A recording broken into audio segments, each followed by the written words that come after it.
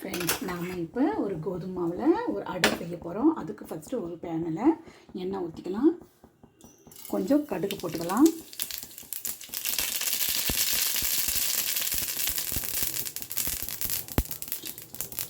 உளுத்தம்பருப்பு கொஞ்சம் போட்டுக்கலாம். கடலைப்பருப்பு கொஞ்சம் போட்டுக்கலாம். கொஞ்சம் சீரகத்தையும் போட்டுக்கலாம். இது கொஞ்சம் பொரிஞ்ச உடனே நாம் ஆனியன், நீளமாக கட் பண்ண உருளைக்கிழங்கு, அரிஞ்ச கருவேப்பிலை, கொஞ்சம் கேரட் இதெல்லாம் போட்டு நல்லா வதக்கிக்கலாங்க. கொஞ்சம் பச்சை மிளகாய் இதை நல்லா வதக்கிக்கலாம். இது எதுக்காகனா நம்ம கோதுமை மாவில் ஒரு அடை செய்ய போகிறோம். அந்த அடைக்கிட்ட ஃபஸ்ட்டு இதை நம்ம வதக்கிக்கிறோம். நான் ஒரு கப்பு கோதுமை வச்சுருக்கேன் ஃப்ரெண்ட்ஸ். நம்ம ராட்டியில் அடை செஞ்சு சாப்பிட்றோம். நம்ம கோதுமை மாவில் ஒரு அடை மீறி இதுக்கு திணி போட்டு எதுவும் வேண்டாங்க. நம்ம போடுற இந்த காய்கள் நல்ல ஒரு டேஸ்ட்டு தரும். இது கொஞ்சம் நல்லாவே வதங்கட்டும். தேவையான உப்பு போட்டுக்கலாம் சார். கொஞ்சமாக போட்டுருங்க, ஏன்னா நம்ம கோதுமை மாவில் உப்பு போடுவோம். அதனால்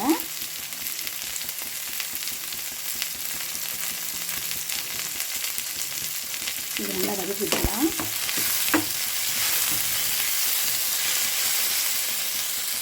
நம்ம கொஞ்சம் மஞ்சள்தூள் போட்டுக்கலாம் ஃப்ரெண்ட்ஸ். அதுவும் நல்லா வதக்கி விடலாம். அதுக்கு நம்ம பிடிச்ச எந்த காயும் போட்டுக்கலாம் ஃப்ரெண்ட்ஸ். பீன்ஸு, மஷ்ரூம், சப்பாத்திக்கு ஸ்டஃப் பண்ணி செய்யலாம். நாம் அது திருவாக அரிஞ்சிட்டு இது அப்படி அடை சிக்கும்போது சாப்பிடும்போது ரொம்ப டேஸ்ட்டாக இருக்கும். மாவோடு மிக்ஸ் பண்ணி நம்ம அடை போடும்போது இந்த அளவுக்கு முக்கால்வாசி வந்தங்கனாவே போதும் ஃப்ரெண்ட்ஸ். இப்போ இது ஆறுனதுக்கு நம்ம மாவோடு சேர்த்து மிக்ஸ் பண்ணி சப்பாத்தி பதத்தில் நம்ம பெற்றிக்கலாம். இங்கே பாருங்கள், நான் வெங்காயம் அதில் ஃப்ரெண்ட்ஸ் வதக்கின வெங்காயம், கோஸு, உருளைக்கிழங்குல ஆறின அந்த மசாலாவை இதை மாவு ஆறின பிறகு மாவில் கொட்டி சப்பாத்தி மாவு பதத்தில் நான் பெசிஞ்சுக்கினேன். இப்போ சின்ன சின்ன உருண்டில் உருட்டி ஒரு பிளாஸ்டிக் கவர் எடுத்து தட்டிக்கலாம் அடை சைஸில். இங்கே பாருங்கள், நம்ம ஒரு உருண்டை எடுத்து சப்பாத்தி ஒரு கவர் இது இப்போ எண்ணெய் பிச்சு ஊற்றணுங்க. நான் டப்பாவில் அதோடைய கவரை தான் நான் யூஸ் பண்ணியிருக்கிறேன். ஒரு அடை சைஸில் போட்டுட்டு தட்டிக்கலாம் மெலிசாக. பக்கத்தில் கொஞ்சம் எண்ணெய் வச்சுன்னு லைட்டாக இப்படி தொட்டு இது பண்ணிக்கோங்க. இப்போ தோசைக்கல்லில் காய்ஞ்ச உடனே நாம் அதில் எடுத்து போட்டுடலாம். பாருங்கள் ஃப்ரெண்ட்ஸ், இப்படி எடுத்து நாம் குழுவில் வச்சு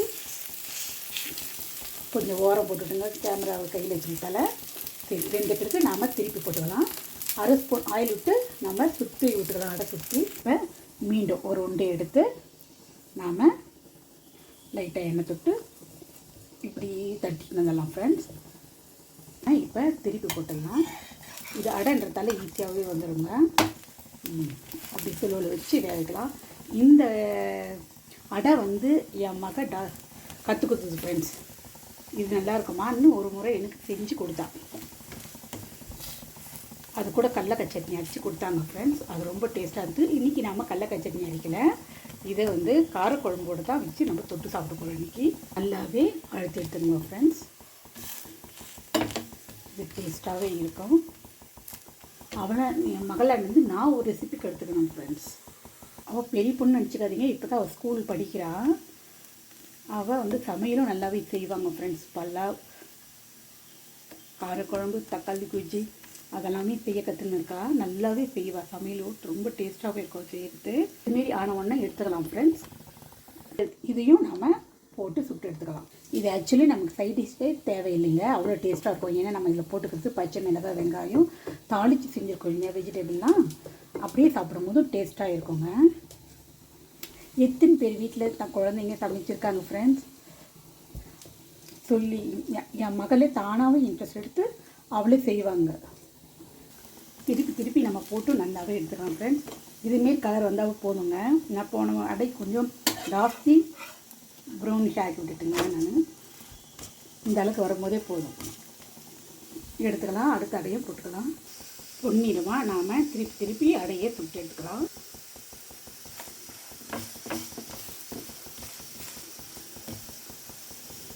வெந்த உடனே நம்ம எடுத்துக்கலாம் ஃப்ரெண்ட்ஸ். அடை நம்ம செஞ்சிட்டோம். இது கெட்டி சட்னி எதோடு சாப்பிட்டாலும் ரொம்ப டேஸ்ட்டாக இருக்கும். தக்காளி குஜ்ஜும் ரொம்ப ஆப்டாக இருக்கும் ஃப்ரெண்ட்ஸ்.